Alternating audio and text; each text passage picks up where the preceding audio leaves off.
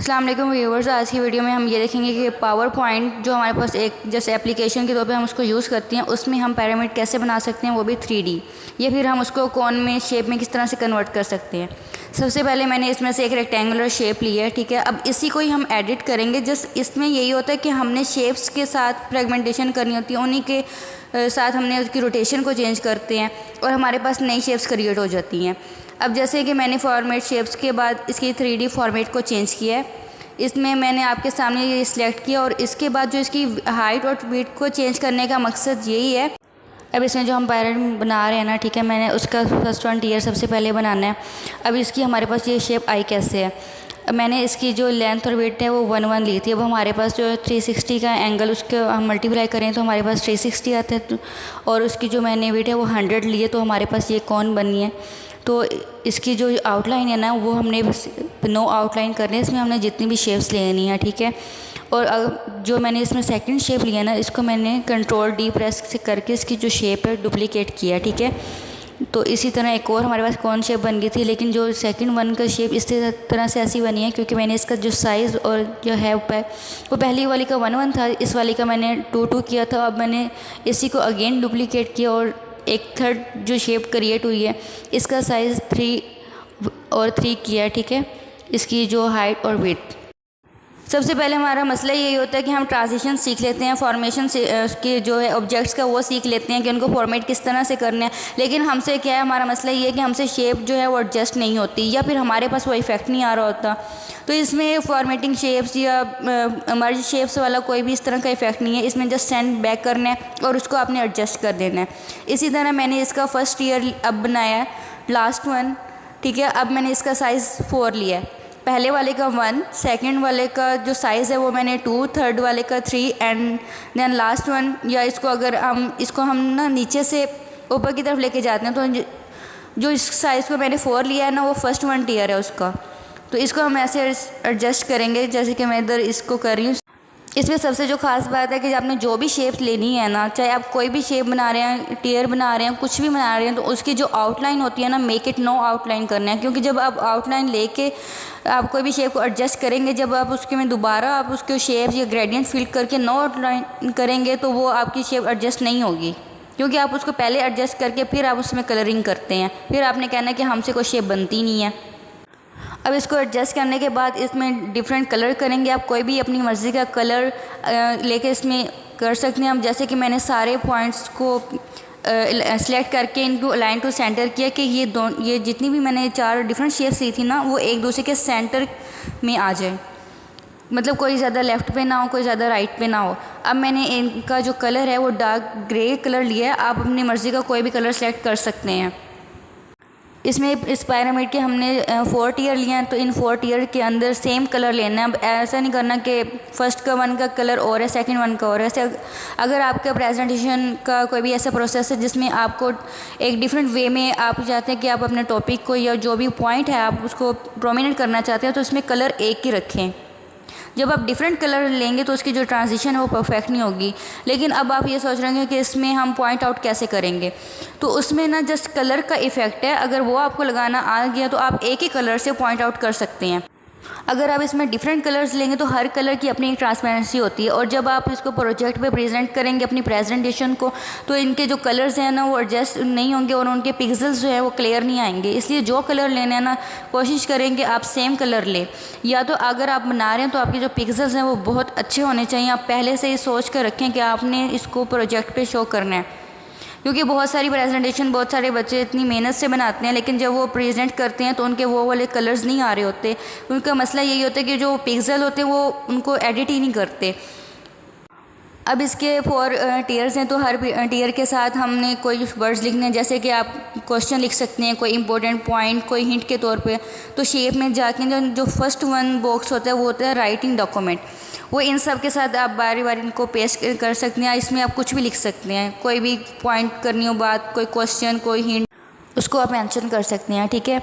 अब जैसे कि मैंने लिखा this is labour for the first year, ठीक है। अब जैसे कि ये देखें, जो मैंने पेज लिया हुआ है, जो मैंने पिक्सल सेट किया उससे बाहर जा रहे हैं, तो इसके लिए मैं जितने भी मैंने टियर लिए हैं मैं उन सब के के पॉइंट्स को सिलेक्ट करके अपने जो लैपटॉप की कीज़ है ना उसमें से राइट वाले को प्रेस करूँगी और इसको शेप को एडजस्ट करूँगी।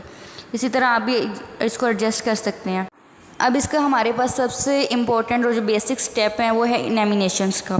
जब तक हम अपनी प्रेजेंटेशन पीपीटी में कोई भी डायग्राम कोई कुछ भी प्रेजेंट कर रहे हैं, जब हम उस पर एक परफेक्ट वे में इनेमिनेशन इंसर्ट नहीं करते तो हमारे उसका कोई इतना वर्क शो नहीं होता। ऐसा लगता है कि बस हमें आराम से बना के दे दिए।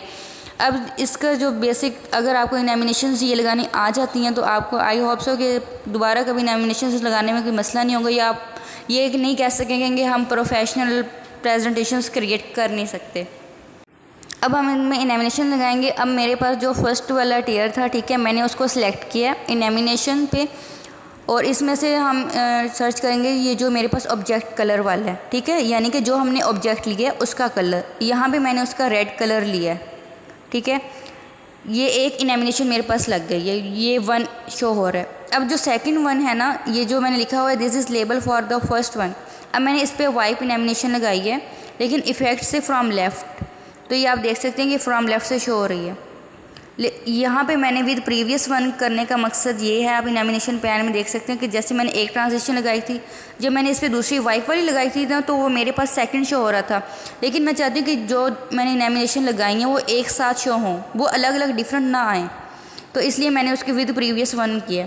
अब इसी तरह मैंने सेकंड वाले टियर का कलर चेंज किया, लेकिन मैंने जैसे कि पहले बताया था कि जैसे हमने 4 टियर लिए हैं, हमने बारी बारी जो है पॉइंट्स को प्रोमिनेंट करना है। तो इनेमिनेशन पैन में आप देख सकते हैं कि जो मैंने सेकंड वाले का कलर चेंज किया है, उसके बाद मैंने फर्स्ट वन जो लिया था उस पर दोबारा मैंने इनेमिनेशन लगाई है। अब उसका मकसद ये था कि फ़र्स्ट वाले को जब हम इसको स्लाइड शो करेंगे, फ़र्स्ट वाला रेड शो हो गया, उसके साथ जो उसका लेबल है वो भी उसी के साथ आ गया, तो बाकी 3 का कलर डार्क ग्रे था। लेकिन अब मैं जब जाती हूँ सेकंड वन पे, तो फर्स्ट वाले का जो कलर है वो डार्क ग्रे ही होना चाहिए रेड की बजाय, तो इसलिए मैंने उसके ऊपर दोबारा ट्रांजिशन लगा के उसका जो मैंने कलर है वो मैंने डार्क ग्रे किया। इसी तरह बाकी 2 में भी करेंगे, और जो इनके साथ इनेमिनेशंस लगानी है, जो भी लेबल के साथ लगाना, उसको विद प्रीवियस वन के साथ करेंगे। इसका मकसद ये है कि वो उसी के साथ शो हो। वो इस तरह अगर हम बारी बारी जिस तरह हम नॉर्मल इनेमिनेशंस लगाते हैं, देखो मेरे पास 4 टियर है, अब मैंने हर एक के साथ 2-2 तो बेसिकली लगाई हैं इनेमिनेशंस। इस तरह मेरे पास 6 डिफरेंट जो है वो इनेमिनेशंस आ जाएंगी थी। तो इसको अलग अलग शो करने का कोई मकसद ये नहीं बनना था, क्योंकि जब अलग अलग आनी थी तो पहले हमारे पास टियर आ जाना था, फिर लेबल टेक्स्ट, फिर सेकंड वन, इसी तरह ये बारी बारी सारे रेड हो जाने थे हमारे पास। लेकिन हमने पॉइंट आउट करना है, तो जिसको पॉइंट आउट करना है उसी को ही रेड होना चाहिए, बाकी तीनों को जो है वो डार्क रहना है। अभी मैं आपको स्लाइड शो करके दिखाऊंगी कि इसको करने का मकसद क्या था। ये जो 4th वाला मैंने टियर लिया, ठीक है, तो इसको विद प्रीवियस वन के साथ सिलेक्ट किया। अब जैसे देखें कि लास्ट वन वाले को मैंने सिलेक्ट किया इनेमिनेशंस में, ऑब्जेक्ट कलर में। अब मैंने इसका सबसे पहले रेड कलर लगा दिया, ठीक है, कि ये रेड कलर में शो हो। इसके ऊपर मैंने एक इनेमिनेशन लगा दी, ठीक है। अब मैंने जो इससे पहले वाला, यानी कि जो हमने 2 वाला लिया था ना, जिस पे पहले हमने कलर लगा लिया, जो सेकंड वन है, उसको मैंने फिर से सिलेक्ट करके उसके जो इनेमिनेशन मैंने फिर से लगा के ग्रे किया, और उसको 4th वाले के साथ प्रीवियस वन किया, यानी कि जैसे हमारे पास पहले वाला रेड हो तो उससे जो नीचे वाला था वो फिर से ग्रे हो जाए। अब जैसे आप यहाँ इनेमिनेशन पैन में देख सकते हैं कि मेरे पास ना 4 के बाद एक 5th ट्रांजिशन हो रही है, तो मैं इसको प्रीवियस वन करूँगी। इसका मकसद ये है कि जैसे मेरे पास 4th वाली इनेमिनेशन स्टार्ट हो, तो ये तीनों इफ़ेक्ट जो मैंने लगाए हैं, 3 डिफरेंट इनेमिनेशंस लगाई हैं, वो एक साथ शो हों एक टाइम में।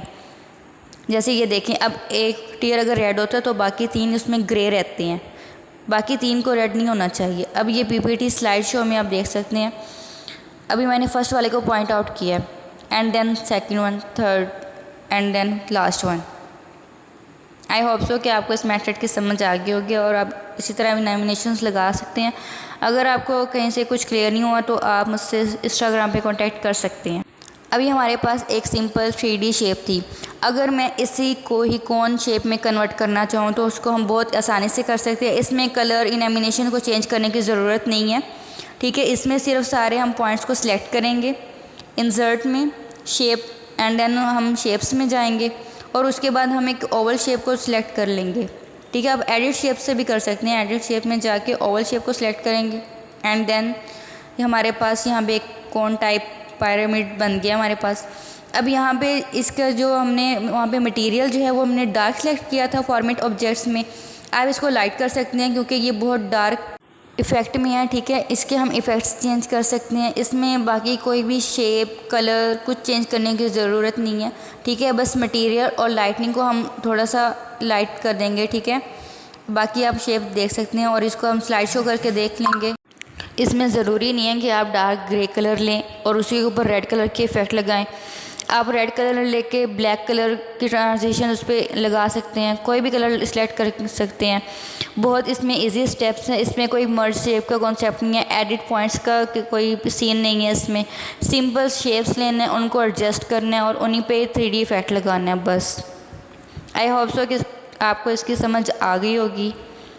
अगर आपको हमारी वीडियो अच्छी लगी होगी तो चैनल सब्सक्राइब कीजिएगा। शुक्रिया।